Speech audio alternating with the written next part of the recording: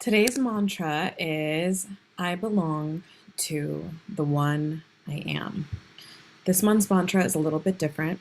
Rather than a Sanskrit mantra, I'm sharing with you a personal mantra from my mentor that I've been doing a lot of work with in my own practice. Now, I hope you've had a chance to watch the mantra video first. If not, pause this one and jump over to the mantra practice. I really recommend you dive into the active mantra practice before diving in here to the discussion and exploration. Okay, now that you've worked with the mantra, let's explore it a little bit. I belong to the one I am. What is the explanation that you felt a connection to when you first started working with this mantra, which might only be a few moments ago? As you closed your eyes and potentially put your hands on your beads, what did you think or feel with I belong to the one I am? What does it mean for you? As you continue to sink into this mantra, what stands out to you? What stood out to you? Take some time to pause the video and journal out what I belong to the one I am means to you. Please pause and self-reflect before continuing on.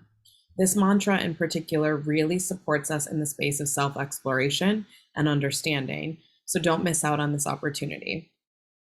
When I first started working with this mantra, I felt an instant connection to this explanation.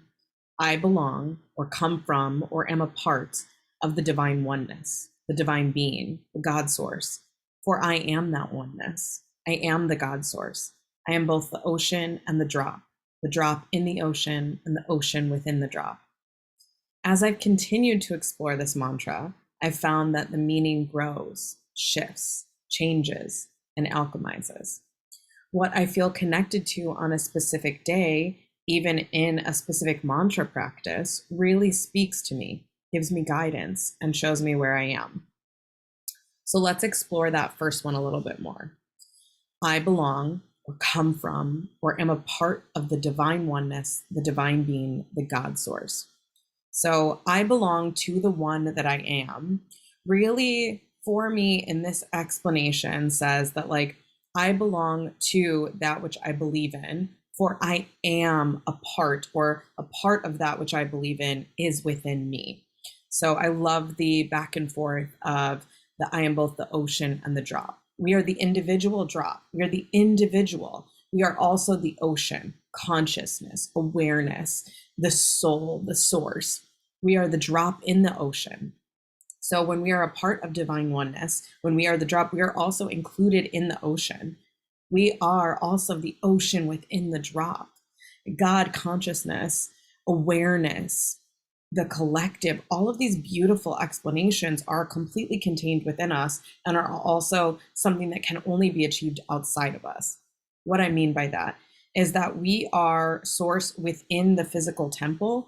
And so we belong to the divinity of oneness, and we are also an expression of that divinity.